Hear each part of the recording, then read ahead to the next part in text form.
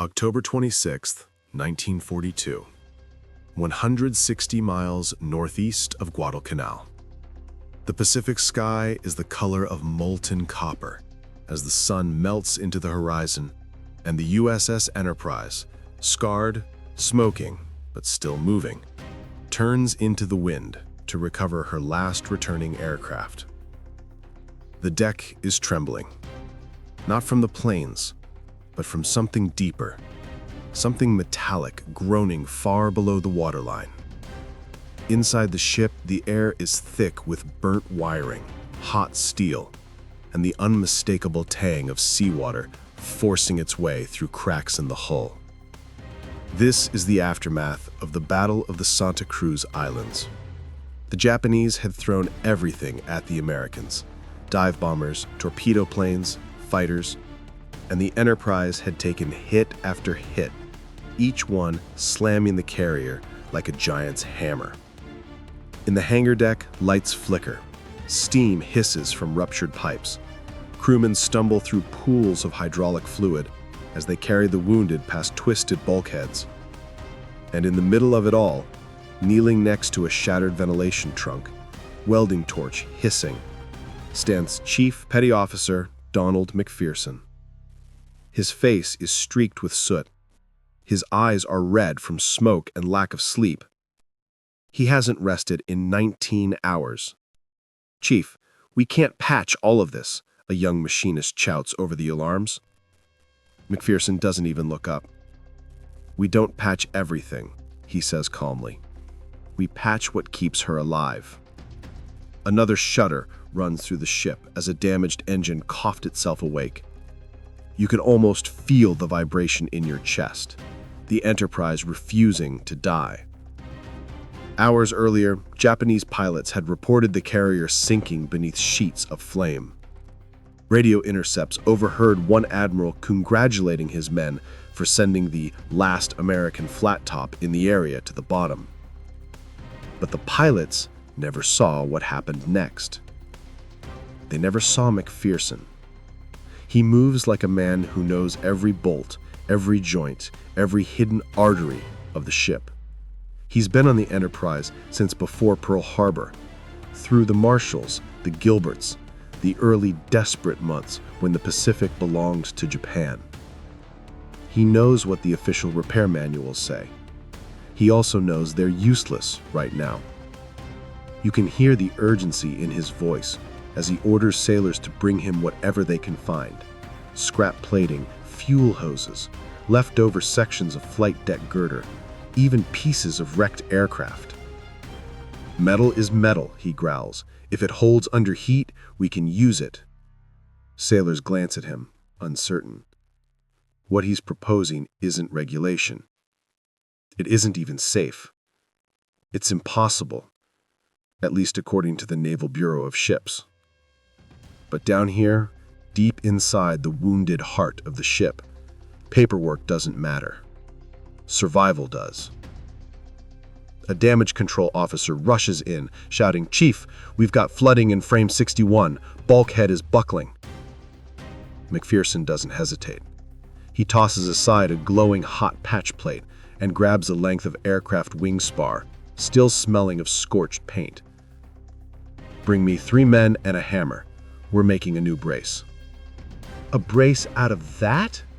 the officer asks. McPherson just nods. "Unless you've got a spare carrier lying around." Minutes later, sparks fly as he welds the improvised reinforcement into place, hands steady despite the chaos around him. Water slams against the hull like fists. Each impact threatens to undo his work, to turn this massive steel city into a tomb. But inch by inch, the carrier holds. Above him, flight deck crews clear burning debris. Pilots from Air Group 10 stagger from their planes, exhausted and half-deafened from hours of combat. They all believe the same thing. If the Enterprise sinks, Guadalcanal falls. And if Guadalcanal falls, the Pacific falls with it. Down in the darkness, McPherson feels another tremor. A deeper one. Uglier. The kind that means something structural is giving way. He wipes sweat and soot from his eyes. "Chief, what do we do?" a young sailor asks. McPherson doesn't answer immediately. He listens. He feels the vibration through the deck, through his boots, through the bones in his legs. He's done this long enough to tell what's failing simply by the pitch of the metal. Finally, he looks up. "We buy her time," he says, "as long as she needs." And then he starts explaining an idea so reckless, so unconventional, that even his own men stare at him in disbelief. An idea that no training manual approved. An idea the Navy would never have signed off on. An idea that, if it worked, would keep the Enterprise in the fight, even as Japanese commanders celebrated her sinking. But first, they had to survive the night. The Enterprise groans as another swell crashes against her hull. The lights flicker again, long enough for every man below decks to hold his breath. When they flick back on, barely brighter than candles, McPherson finally lays out the plan that makes the sailors around him pause in stunned silence. He points towards the starboard pump room, half flooded, steaming, the deck plates rattling from the vibration of a crippled turbine. "If we lose that bulkhead," he says, "we don't just take on water, she rolls." No one needs to explain, a carrier that rolls in battle doesn't come back. But the problem is simple and brutal. The structural supports on that side are bent, cracked, or blown clean off by bomb shock waves. The Enterprise's official blueprints don't offer any repair that can be done at sea. Not like this. Not under fire. Not with half the ship's systems screaming in protest. But what we can do, McPherson continues, is build new supports faster than the old ones fail. A machinist stares at him. "Out of what, Chief? We don't have steel beams lying around." McPherson grips the length of aircraft wing spar he's been using like a sculptor holds a chisel. "This is aluminum from a wrecked Dauntless dive bomber. Light, strong, and it bends before it breaks." "You want to brace the hull with airplane parts?" McPherson's voice stays calm. Almost eerily calm. "I want you to stay alive. This is how we do it." A moment of silence. Then slowly, the sailors nod. They trust him. They've seen what his hands can do. Within minutes, McPherson has teams hauling scorched aircraft framing, torn fuselage segments, even part of a broken arrestor hook assembly.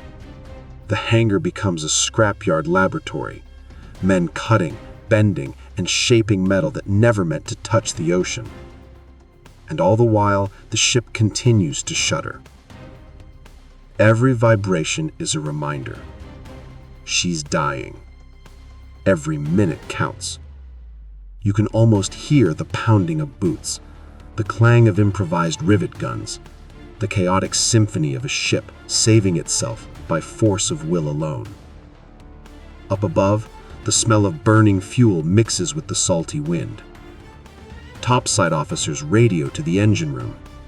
"How long until we lose starboard stability?" The reply? "Ask the chief." And down below, McPherson works on his impossible idea, what later historians would call his accordion patches. Unlike standard repairs, which required perfect alignment and careful fitting, McPherson's patches used overlapping layers of bent metal designed to flex under stress. They didn't fight the ship's movement. They embraced it. They were ugly, crude, but they held. For hours, he welds them into place, sheets of fuel tank aluminum, ribs from a ruined torpedo bomber, even heavy lift hooks from the hangar crane. Each piece locks into the next like a mechanical shield, redistributing pressure away from the failing hull sections.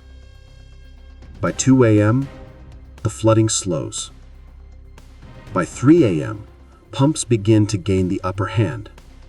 And by dawn, the Enterprise, the luckiest ship afloat, is still alive. But McPherson knows the truth. This isn't enough. Surviving the night is one thing, but getting the carrier home or back into combat? That requires something even crazier. As he stands over a table scattered with